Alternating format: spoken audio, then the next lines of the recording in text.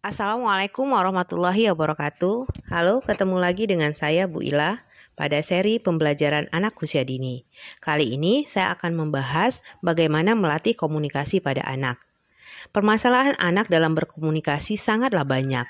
Misalnya, anak yang sulit bercerita kepada orang lain, anak yang sulit mengungkapkan perasaannya, anak yang sulit ketika kemauannya tidak tercapai, akhirnya dia menunjukkan perilaku yang tidak baik kepada orang lain.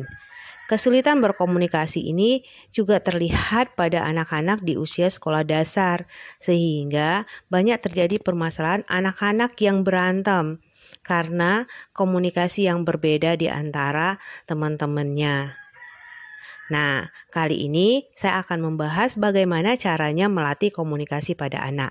Sebelum sampai ke sana, yuk kita tilik kembali bagaimana kompetensi akhir dari kemampuan bahasa anak usia dini. Yang pertama, harusnya sampai anak usia 6 tahun, anak sudah mampu menggunakan kalimat setidaknya terdiri dari 6 kata. Contohnya, Ibu guru, saya boleh pinjam bukunya? Nah, kemudian kompetensi yang kedua, anak mampu menjawab pertanyaan dari temannya atau dari orang-orang dewasa di sekitar anak. Kompetensi ketiga, seharusnya di usia akhir dari 6 tahun, anak sudah mampu mengulang kalimat ataupun kata yang terdiri dari 10 kata dalam satu kalimat. Misalnya, saya ingin pergi ke tempat nenek bersama ibu, kakak, adik, dan teman-teman.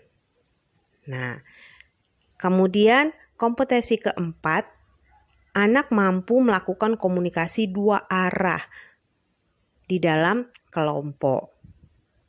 Nah, kompetensi anak yang keempat, melakukan komunikasi dua arah ini sering tidak menjadi pantauan ataupun harusnya anak-anak diberikan pengalaman untuk mampu berkomunikasi. Kita melihat anak-anak sulit berhubungan dengan temannya dalam bermain untuk menyatakan keinginan dan ketidaksetujuannya. Untuk itu, anak perlu dilatih. Anak dinyatakan mampu berkomunikasi dengan baik apabila dia memiliki kemampuan yang pertama, dia tahu aturan percakapan nonverbal dalam sebuah komunikasi pertemanan. Kemudian kemampuan kedua, anak sabar untuk menunggu giliran dalam berbicara. Jadi, anak tidak mendominasi percakapan. Kemudian kemampuan keempat, anak mampu menyampaikan pesan. Jadi pesan yang dia sampaikan tidak terbelit-belit. Misalnya ketika dia bercerita tentang sesuatu. Hari ini dia cerita entah kapan, kemudian mengharapkan orang lain paham. Harusnya dia sudah mampu menyampaikan pesan dengan baik. Kemudian kemampuan keempat yang harus dimiliki anak adalah anak mampu merespon pembicaraan dilakukan oleh lawan bicaranya. Jadi, anak tidak cuek atau menang sendiri dan menghargai keberadaan lawan bicaranya. Nah, kadang-kadang karena kurangnya latihan, bahkan orang dewasa ataupun anak remaja itu sendiri sulit berkomunikasi dengan temannya. Ayah bunda, para orang tua, dan para pendidik anak usia dini, saya mau berbagi bagaimana melatih anak berkomunikasi di dalam kelompoknya. Komunikasi dapat dilatih yang pertama pada saat anak dalam bermain. Nah, pembicaraan dalam bermain diharapkan anak-anak itu bisa lebih ekspresif menyampaikan apa yang dia rasakan atau ketidaksenangannya terhadap orang lain ataupun perlakuan orang lain terhadap dirinya. Nah, anak-anak bisa dilatih bagaimana dia menyatakan serunya ketika bermain. Menyatakan ekspresinya untuk ketika melihat temannya bermain ataupun bercerita pada saat anak-anak bermain. Bercerita dengan teman-temannya, bukan bercerita sendiri. Ya. Kemudian komunikasi juga dapat dilatih dengan cara komunikasi, bagaimana cara komunikasi negosiasi. Nah, anak-anak dilatih untuk meminta orang lain untuk diajak bermain. Boleh saya ikut bermain? Boleh kita main bersama? Yuk kita main bersama. Ataupun anak bernegosiasi untuk memilih peran. Misalnya, kamu mau ikut bermain, kamu jadi ibunya ya, saya jadi anaknya.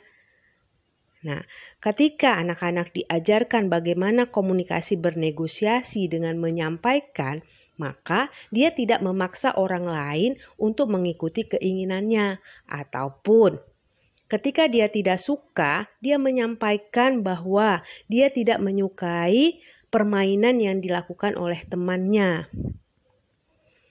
Itu cara kedua. Kemudian cara ketiga, ayo latih anak-anak bagaimana komunikasi untuk memengaruhi orang lain. Nah, dalam hal ini, anak-anak ketika dia melakukan peran tertentu, bagaimana dia mengajak orang lain untuk ikut serta di dalam permainannya. Yuk, kita bermain perang-perangan yuk. Atau kita katakan, anak-anak dilatih untuk ayo gimana caranya supaya kita bisa ngambil bola yang di sana. Nah, jadi dia bisa memengaruhi orang lain untuk mengikuti keinginan yang harusnya sebuah keinginan yang baik. Nah, ataupun dia bisa memberikan solusi dan dukungan. Misalnya, kamu lagi sakit ya? Yuk duduk di sini aja. Ini mainan kamu ya? Cantik ya mainannya. Boleh kita main bersama-sama? Yuk mainannya kita buat seperti ini. Nah, upaya-upaya anak dalam berkomunikasi dalam hal memengaruhi orang lain, ini melatih anak untuk menjadi seorang pemimpin. Kemudian, latihan komunikasi yang kelima adalah latihan percakapan dan menyampaikan informasi. Nah, kita pengen mengajak anak-anak itu bagaimana dia menyampaikan informasi yang ada di sekitarnya. Memancing anak-anak untuk bertanya dan ingin tahu serta bercerita apa saja tentang perasaannya. Misalnya, bertanya pendapatnya tentang teman-temannya, kegiatannya selama di rumah, atau apa yang disenanginya, makanan yang dia sukai, dan mengajak teman-temannya untuk berdiskusi tentang sesuatu. Nah, ini semuanya perlu latihan. Kita sebagai orang-orang dewasa yang di sekitar anak, terutama orang tua yang memiliki anak usia dini, ayo latih anaknya untuk berkomunikasi dengan baik. Karena permasalahan komunikasi bukan hanya menjadi permasalahan anak, terkadang akan terbawa terus pada saat anak dewasa, sehingga dalam berkomunikasi yang sulit menyebabkan permasalahan-permasalahan yang lebih besar nantinya. Oke, itu saja sharing dari saya. Semoga bermanfaat. Salam dari saya, Bu Ila, Coach Pendidikan Keluarga. Assalamualaikum warahmatullahi wabarakatuh. Assalamualaikum warahmatullahi